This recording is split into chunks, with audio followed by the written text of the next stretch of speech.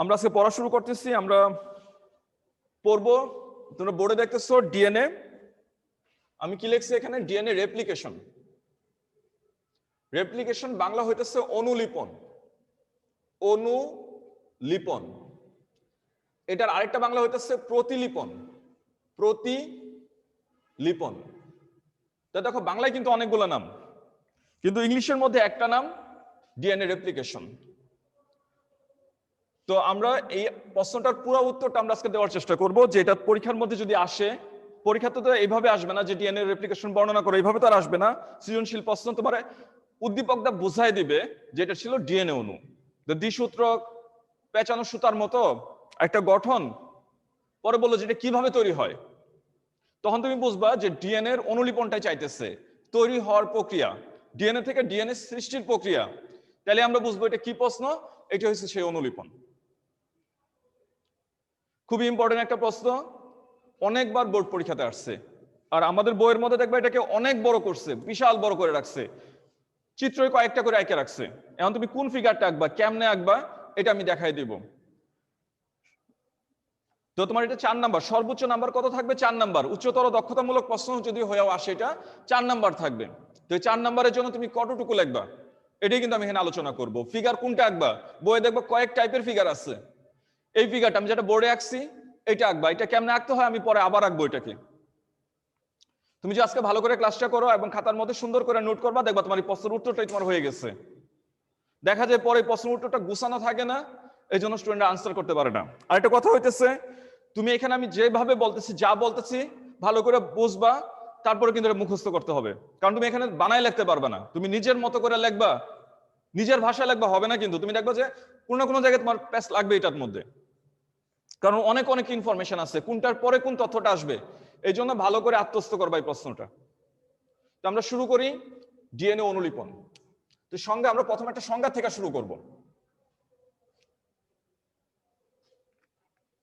তো সংজ্ঞাটা এইভাবে লিখবো, কোষ বিভাজনের পূর্বে, কোষ বিভাজনের পূর্বে। তোমরা বইয়ে ডিএনএ যে অনুলিপনের যে পেজটা আছে, ওই পেজটার সাথে নিয়ে খাতা কলম যেভাবে আছে সবকিছু নিয়ে বসো। আমাদের বই 51 পৃষ্ঠা থেকে শুরু হয়েছে এটা। কোষ বিভাজনের পূর্বে ডিএনএ অণু গুণগত ও পরিমাণগতভাবে, গুণগত ও পরিমাণগতভাবে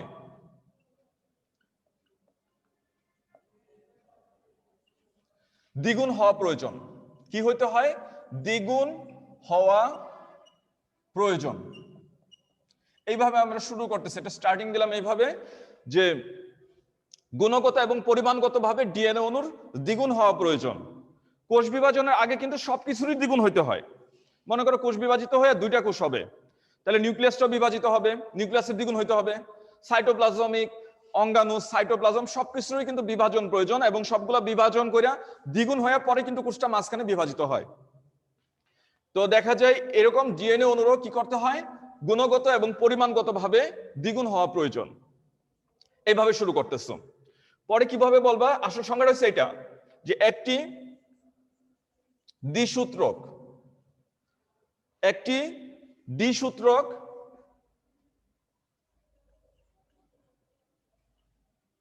ডিএনএ অণু থেকে, ডিএনএ অণু হতে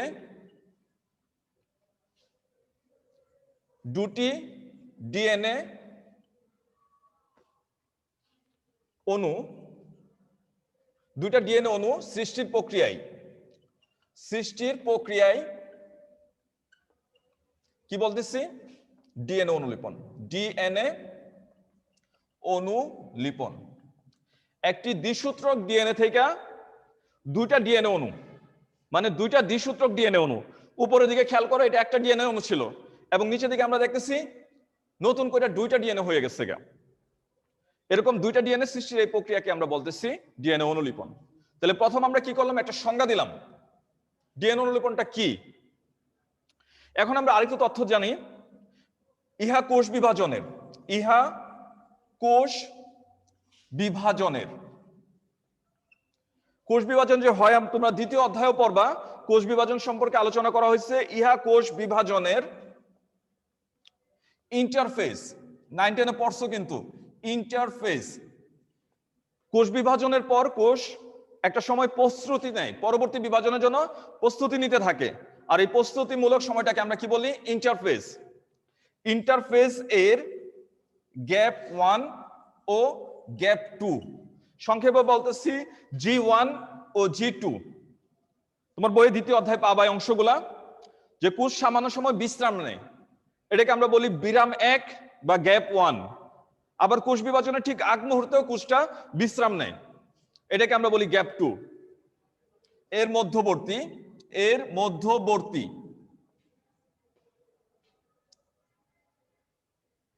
এস দশায় সংগঠিত হয়। তাহলে অনুলিপনটা কখন সংগঠিত হয়?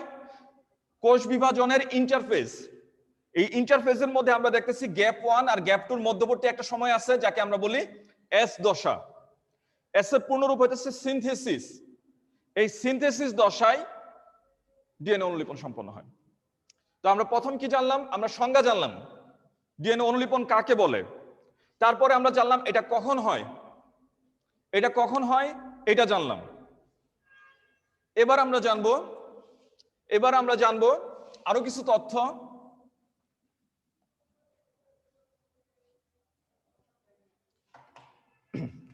ডিএনএ অনুলিপনের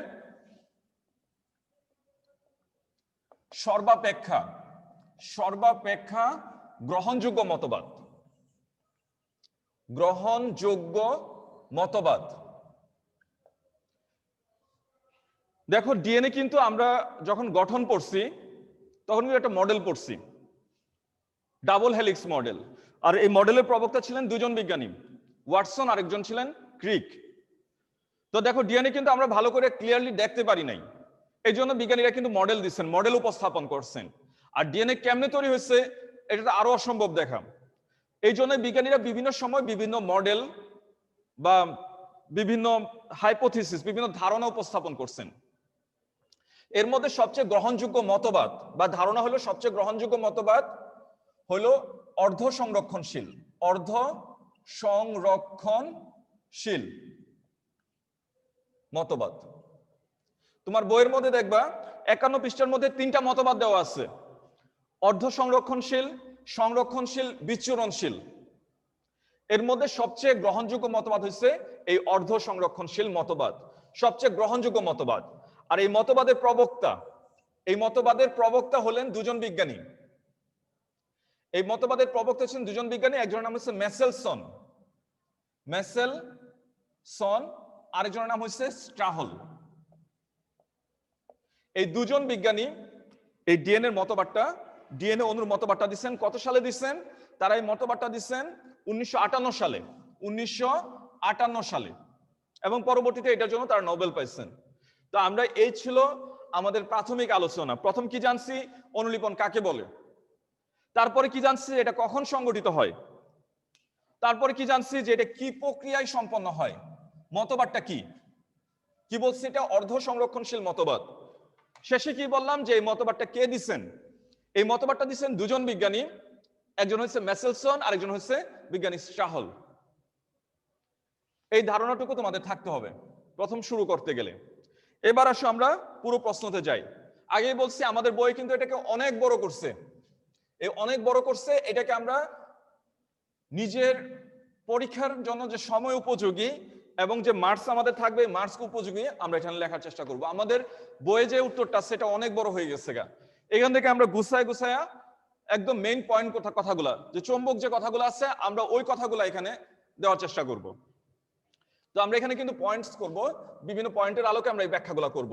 আমাদের বইয়ের মধ্যে দেখো পয়েন্ট আছে, কিন্তু অনেক বেশি পয়েন্ট করে ফেলছে এখানে আমরা 3টা পয়েন্টে শেষ করব। প্রথম পয়েন্টটাকে আমরা বলবো, আচ্ছা আমরা আগে একটা তথ্য জানা নেই যে অনুলিপনের জন্য কি কি প্রয়োজন। আমরা এই তথ্যটাকে জানা নিব। প্রয়োজনীয় উপকরণ, ওই সংজ্ঞা আবিষ্কারকের পরেই তুমি এই পয়েন্টটা দিবা যে প্রয়োজনীয় উপকরণ, অনুলিপনের জন্য কি কি লাগবে। প্রয়োজনীয় উপকরণ, তোমার বইয়ের মধ্যে দেখবা প্রয়োজনীয় উপকরণের একটা তালিকা দেওয়া আছে। এই তালিকার মধ্যে 1 নম্বর যে উপকরণটা লাগবে এটা হচ্ছে ছাঁচ অণু। ছাঁচ অণু কি?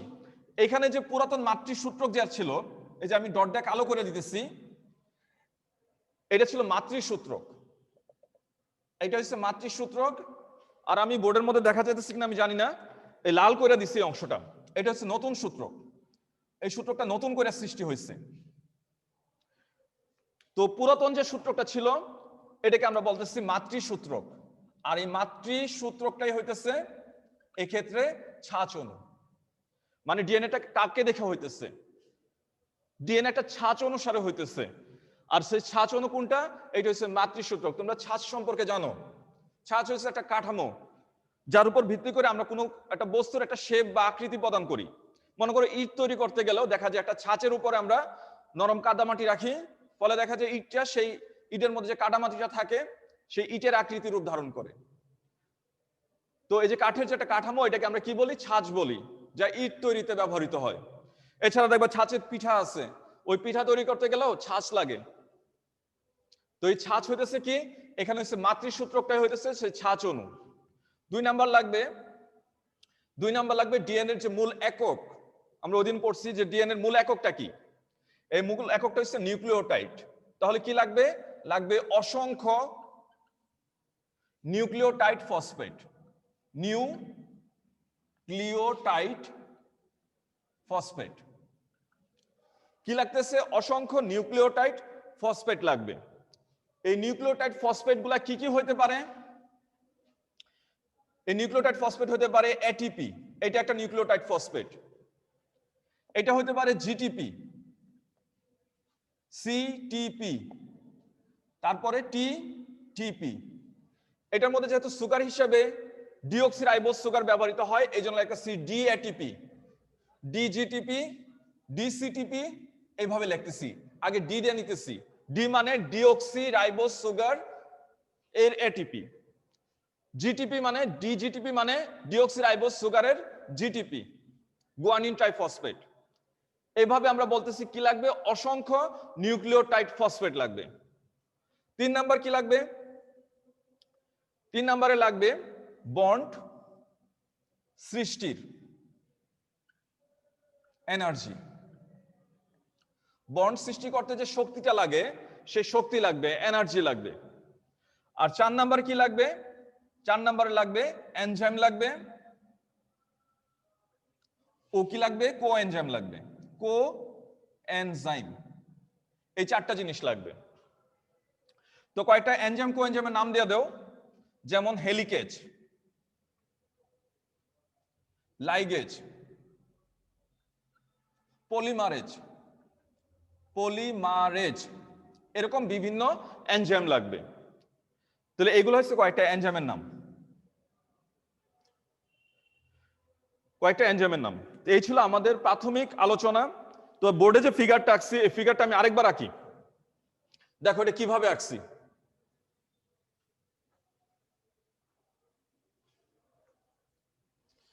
বোর্ডের ফিগারটা তোমরা বাসায় আঁকার প্র্যাকটিস করবা। যেরকমই হোক, প্রথম হয়তো খুব একটা ভালো হবে না, কিন্তু তারপরেও তোমরা আঁকার প্র্যাকটিস করবা, কারণ এই ফিগারটাই আসল, এটা কিভাবে হইতেছে। তাহলে দেখো আমি কি করছি, এখানে কিন্তু ডিএনএ ঠিকই ছিল, কিন্তু এখানে এসে আমরা দেখেছি সূত্রক দুইটা আলাদা হয়ে গেছে, সূত্রক দুইটা বিচ্ছিন্ন হয়ে গেছে গা, তাদের পরিপূরকতা ছাইড়া দিচ্ছে।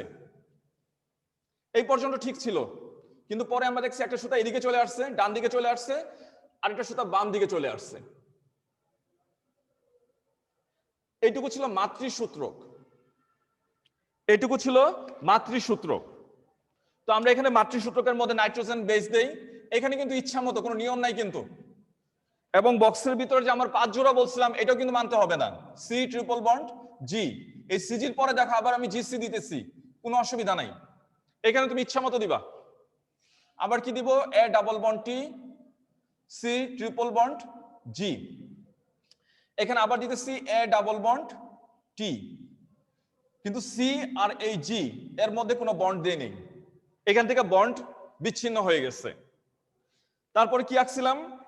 এই পাশে আরো 2টা সূত্রক দেখাইছিলাম, যে এখানে আরো 2টা সূত্রক তৈরি হইতেছে নিচের টুকুর মধ্যে।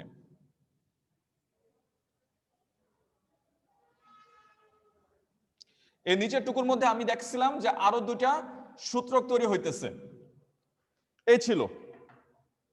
তাহলে এখানে মনে করো দুইটা সূত্র তো আলাদা হয়ে আসছিল।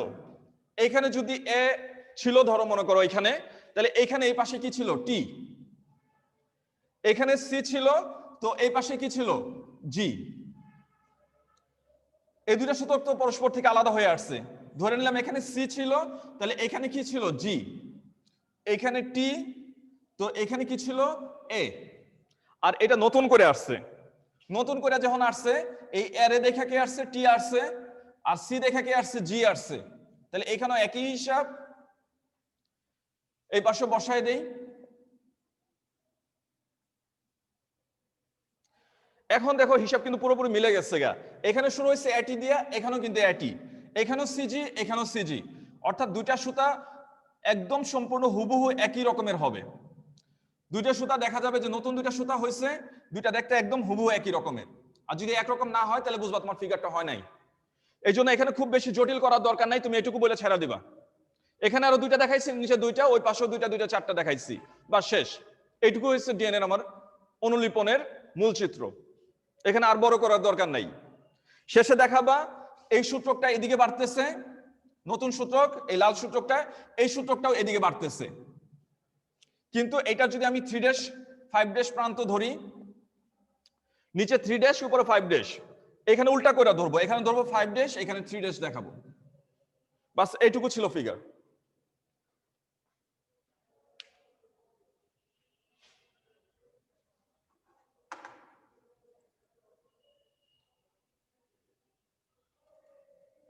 মূল ফিগারটা আমাদের এই পর্যন্ত ছিল। এখন আসো আমরা ব্যাখ্যাতে যাই, এটা কিভাবে আলোচনা করব।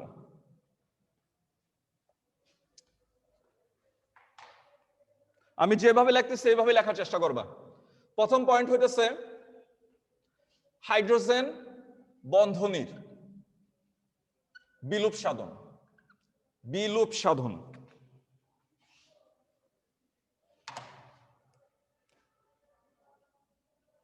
বিলুপ সাধন, এটা ছিল আমার মেইন হেডলাইন। কিভাবে বলবো যে অনুলিপনের প্রথমে, অনুলিপন এর প্রথমে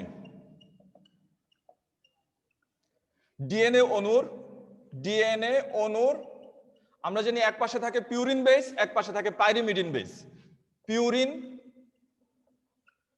আমরা এগুলো সম্পর্কে জানছি, নাইট্রোজেন বেসগুলোকে দুই ভাগে আমরা ভাগ করছিলাম, একটা ছিল পিউরিন আর একটা হচ্ছে পাইরিমিডিন। অনুলিপনের প্রথমে ডিএনএ অণুর পিউরিন ও পাইরিমিডিন এর মধ্যবর্তী হাইড্রোজেন বন্ধনী, হাইড্রোজেন বন্ড হেলিকেজ এনজাইমের প্রভাবে, হেলিকেজ এনজাইমের প্রভাবে জিপারের ন্যায়, জিপারের ন্যায়, জিপার মানে চেইন, ওই ব্যাগের মধ্যে যে চেইন থাকে, চেইন যেমন দুইটা পার্টে আলাদা হয়ে যায়, এরকম জিপারের ন্যায় খুলে যায়, খুলে যায়। তাহলে আমরা এখানে কি দেখতেছি, এখানে কিন্তু একটা বন্ড ছিল, ট্রিপল বন্ড ছিল সি আর জি এর মাঝখানে, কিন্তু এই বন্ডটা কি হয়েছে, এই বন্ডটা ভাঙে গেছে। এই বন্ডটা ভাঙছে কে, এই যে এনজাইমটা নাম কি তার, হেলিকেজ এনজাইম, হেলিকেজ। তো এই হেলিকেজ এনজাইম কি করছে, এই মাঝখানে যে বন্ডটা ছিল এই বন্ডটাকে ভাঙে দিচ্ছে, বলে দুইটা সুতা আলাদা হয়ে গেছে, দুইটা সুতা খুলে গেছে, এবং এই সুতোটা এই ডান পাশে চলে আসছে, ওটা বাম পাশে চলে গেছে। এটাই বলছি যে পিউরিন এবং পাইরিমিডিন, তুমি খেয়াল করে দেখো, আমরা জানি পিউরিন কাকে বলা হয়, এডিনিন আর গুয়ানিনকে বলা হয় পিউরিন, আর সাইটোসিন এবং থাইমিনকে আমরা কি বলি, পাইরিমিডিন। তাহলে এই পাশে কি ছিল, এই পাশে এটা কি পিউরিন, টি কি পাইরিমিডিন, এই সি কি ছিল, সি ছিল পাইরিমিডিন, জি ছিল কি পিউরিন। তাদের মাঝখানে যে হাইড্রোজেন বন্ধনীগুলা ছিল এগুলা কি হচ্ছে, খুলে গেছে। মাত্র খুলছে কে, সিজি, তারপরে খুলবে কে, তারপরে আবার এটি খুলবে, খুলে সুতরাং আবার সোজা হয়ে যাবে, তারপরে কে খুলবে, আবার সিজি খুলবে, তারপর আবার এটির মাঝখানে যে হাইড্রোজেন বন্ধনী আছে এটাও কি হবে, এটাও খুলে যাবে। আর এই বন্ধনীগুলা খোলার জন্য সহায়তা করতেছে কে, এই এনজাইমটা নাম কি তার, হেলিকেজ এনজাইম। তো এই হেলিকেজ এনজাইমের প্রভাবে হাইড্রোজেন বন্ড এগুলা খুলে যায় বা ভেঙে যায়, বলে জিপারের মতো দুইটা সূত্রক সম্পূর্ণরূপে আলাদা হয়ে যায়। এই ছিল আমাদের প্রথম পয়েন্ট। এবার আসো দ্বিতীয় পয়েন্ট, সম্পূরক সৃষ্টি।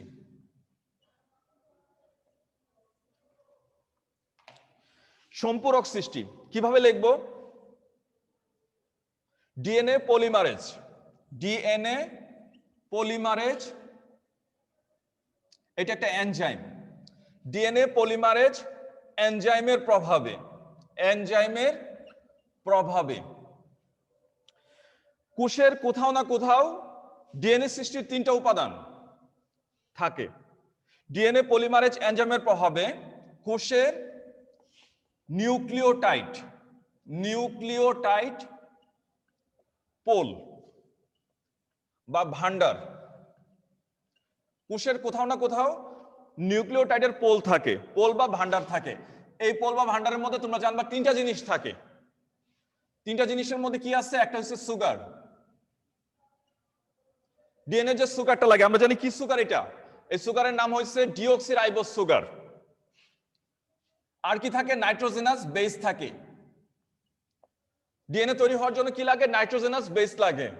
আর এই বেসগুলা কি আছে? অ্যাডিনিন আছে, গুয়ানিন আছে, সাইটোসিন আছে, আর কি আছে? থাইমিন আছে। তো কি লাগতেছে? নাইট্রোজেন বেস, আর কি লাগবে? ফসফেট। এই তিনটা জিনিস, এই তিনটা জিনিসকে আমরা বলতেছি একত্রে বলতেছি নিউক্লিওটাইড। তো এই তিনটা জিনিস যেখানে থাকে তাকে আমরা বলতেছি নিউক্লিওটাইড পোল বা নিউক্লিওটাইড ভান্ডার।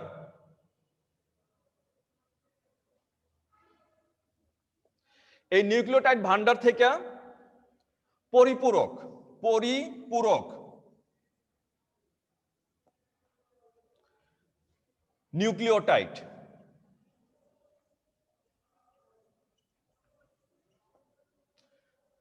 ছাঁচ অণুর পরিপূরক হিসেবে যুক্ত হয়, যুক্ত হয়। তো আমি কি বলতেছি যে এখানে ডিএনএ পলিমারেজ এনজাইমের প্রভাবে এই তিনটা জিনিস নিয়ে হইতেছে নিউক্লিওটাইড। এটা একটা নিউক্লিওটাইড। মনে করো এর মধ্যে নাইট্রোজেন বেস আছে এ, তবে তাকে আমরা কি বলবো? এটিপি। যদি নাইট্রোজেন বেস হিসেবে জি থাকতো তাকে আমরা কি বলতাম? জিটিপি। তাহলে এইভাবে পরিপূরক নিউক্লিওটাইড গুলো আইসা এখানে এসে যুক্ত হয়েছে। মনে করো এখানে এসে যুক্ত হয়েছিল কি? টি। তো কি এসে যুক্ত হয়েছিল? এখানে নাইট্রোজেন বেস যে টি ছিল সেই নিউক্লিওটাইডটা সেখানে যুক্ত হয়েছে। এইভাবে ভাঙ্গা ভাঙ্গা, এই যে মনে করো জি আসছে, মানে এটা আইসা এখানে এসে যুক্ত হয়েছে, টি টি আইসা এখানে যুক্ত হয়েছে। এভাবে পরিপূরক নিউক্লিওটাইড গুলা এই ছাঁচ সূত্রকের পরিপূরক হিসাবে আইসা যুক্ত হয়। তাহলে পয়েন্টটাকে কি বলছি? সম্পূরক সৃষ্টি। ডিএনএ পলিমারেজ এনজাইমের প্রভাবে কোষের নিউক্লিওটাইড পোল বা ভান্ডার থেকে পরিপূরক নিউক্লিওটাইড ছাঁচের পরিপূরক হিসেবে এসে যুক্ত হয়। পরিপূরক নিউক্লিওটাইড ছাঁচের পরিপূরক হিসেবে যুক্ত হয়, মানে ভাইঙ্গা ভাইঙ্গা নিউক্লিওটাইড গুলো আইসা ছাঁচের সাথে আইসা তার বিপরীত পাশে আইসা যুক্ত হইতেছে। এইটাই ছিল আমার পয়েন্ট সহজ ভাষায়। এবার আসো 3 নম্বর পয়েন্ট। এই পয়েন্ট একটু বড় করে লিখবা, এটার হেডলাইনটা একটু বড় হবে। ছাঁচের বেস এর অনুক্রম অনুসারে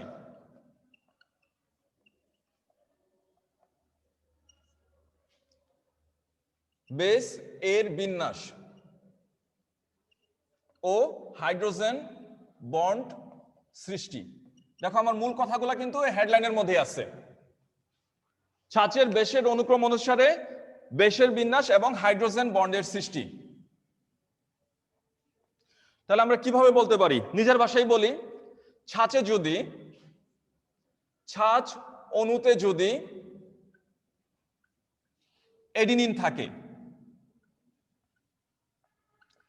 তার পরিপূরক হিসেবে, তার পরিপূরক, তোমরা জানো তার পরিপূরক হিসেবে কি যুক্ত হবে? থাইমিন, টি। এবং ছাঁচে যদি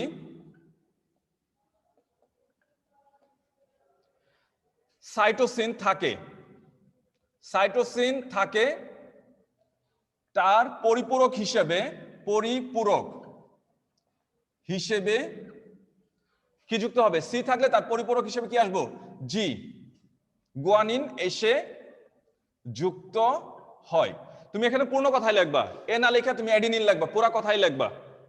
ছাঁচে যদি অ্যাডিনিন থাকে তার পরিপূরক হিসেবে কি আসবে? থাইমিন। ছাঁচে যদি সাইটোসিন থাকে তার পরিপূরক হিসেবে কি আসবে? গুয়ানিন আসবে। আমি আবারও বলতেছি, বইয়ের মধ্যে অনেক বেশি আছে, আমি এটাকে শর্ট করে দিতেছি এবং আমি যেভাবে দিতেছি এভাবেই মুখস্থ করবা। এবং এখানে দেখো তোমার বুঝতে কোথাও অসুবিধা আছে কিনা, এবং ঠিক সুন্দর করে এইভাবে আমি যেভাবে বলতেছি কোনো কথা চেঞ্জ করবা না। তুমি কথা চেঞ্জ করলে দেখবে এখানে তোমার তথ্য উল্টাপাল্টা হয়ে গেছে। তুমি চেঞ্জ করলে তুমি পারবা না, দেখবা তুমি গুছাইতে পারবা না। এই জন্য কাজটা করবা না, আমি যেভাবে দিতেছি এভাবেই দেওয়ার চেষ্টা করবা। উল্লেখ্য, এখানে আরেকটা কথা আছে শেষে, এটা দিয়ে শেষ করে দিব আমরা।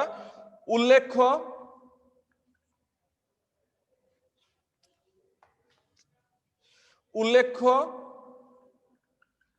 অনুলিপনে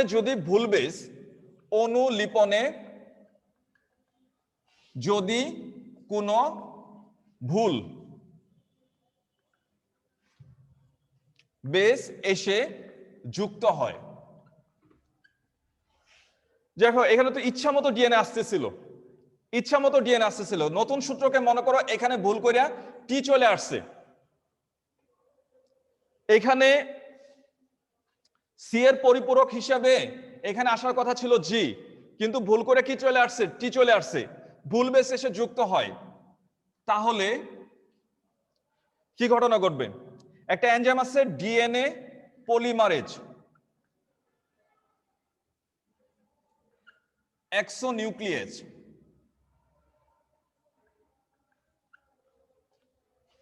ডিএনএ পলিমারেজ এক্সোনিউক্লিয়েজ এনজাইমের নাম হচ্ছে ডিএনএ পলিমারেজ এক্সোনিউক্লিয়েজ। এর প্রভাবে পরবর্তী বেস এসে যুক্ত হওয়ার আগেই ভুল বেস সরিয়ে দেয়। তো এখানে ভুল করে কে আসছিল?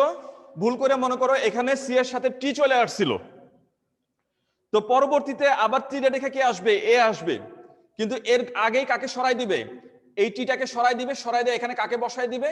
সেই জি কে বসায় দিবে, কারণ জিটা ছিল এখানে শুদ্ধ। সি এর সাথে সবসময় কি আসবে? জি আসবে। সাইটোসিনের সাথে গুয়ানিন আসবে, কিন্তু ভুল করে আমি কি বলছিলাম? যেখানে টি চলে আসছিল, তো এই টিটাকে পরবর্তীতে সরাই দিচ্ছে কে? এই এনজাইমটা, ডিএনএ পলিমারেজ এক্সোনিউক্লিয়েজ এনজাইম। এবং পরবর্তীতে বন্ড সৃষ্টি হবে, এর আগে কিন্তু বন্ডও সৃষ্টি হবে না। এই বেসটাকে সরাই দেওয়ার পরেই কিন্তু এই বন্ডটা সৃষ্টি হবে, অর্থাৎ এখানে যে ট্রিপল বন্ড হয়েছে এই ট্রিপল বন্ডটা সৃষ্টি হবে। তো আমরা বলতে পারি এই সমস্ত প্রক্রিয়াটাকে বলা হয় proof reading system. Proof reading system, এই সমস্ত প্রক্রিয়াটাকে কি বলা হয়?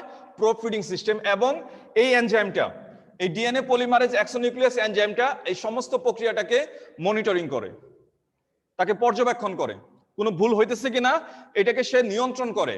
তাহলে পর্যবেক্ষণ করা, নিয়ন্ত্রণ করাই সবটুকু কার কাজ? এই পলিমারেজ এক্সোনিউক্লিয়াসের কাজ। এবং এই প্রক্রিয়াটাকে আমরা কি বলতেছি? এই প্রক্রিয়াটাকে বলতেছি প্রুফ রিডিং সিস্টেম। এই ছিল মোটামুটি ডিএনএ এর অনুলিপন নিয়ে আলোচনা, এটুকু বলে শেষ করে দিবা। তোমাদের বাড়ির কাজ হিসেবে আমি কয়েকটা প্রশ্ন দিতেছি, জ্ঞানমূলক প্রশ্ন। এই প্রশ্নের উত্তরগুলো সুন্দর করে লিখবা এবং সামনের ক্লাসে আমি প্রশ্নগুলো জিজ্ঞাসা করব। এই ডিএনএ অনুলিপন রিলেটেড কতগুলো জ্ঞানমূলক প্রশ্ন। প্রথম প্রশ্নটা হইতেছে রিপ্লিকেশন ফর্ক। রেপ্লিকেশন ফর্ক কি? 2 নাম্বারটা হইতেছে এসবিপি, বড় হাতের সব, single strand binding protein. 3 number হইতেছে অরিবিন্দু, অরি পয়েন্ট বা অরিবিন্দু। 4 নাম্বার হইতেছে লিডিং ও ল্যাগিং সূত্রক, লিডিং ও ল্যাগিং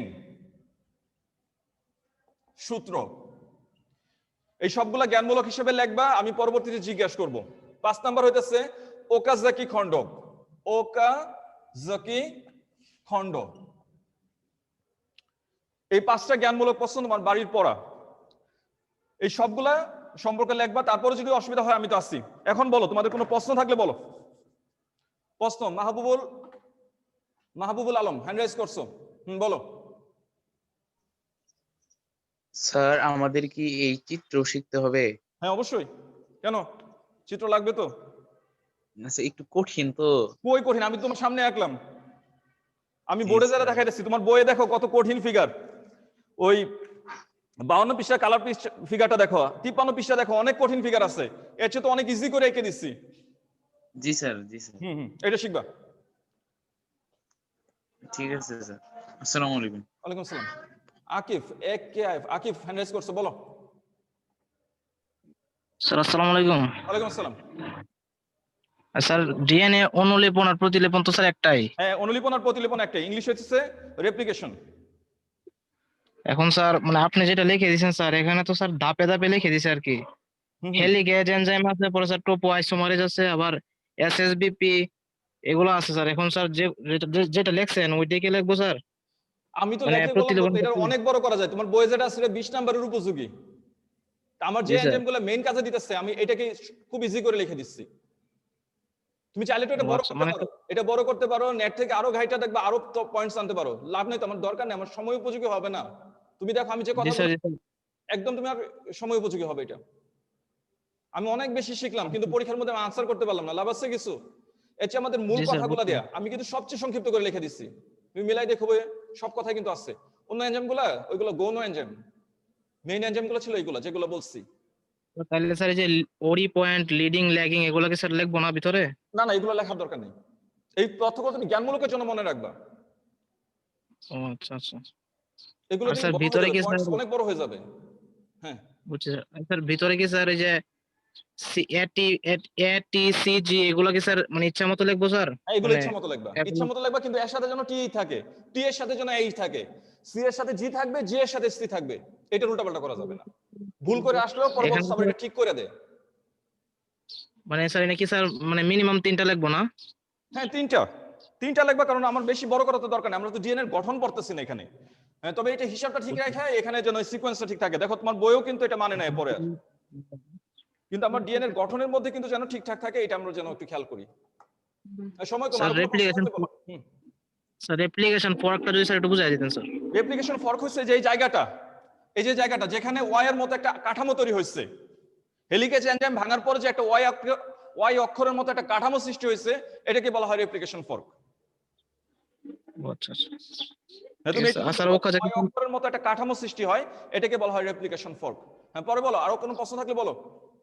প্রশ্ন স্যার করো, ওকাজাকি খন্ডটা স্যার, প্রশ্ন করলেই তোমার ফ্রেন্ডরা হলেও জানবে, প্রশ্ন করো, তোমার তো জানা হবেই।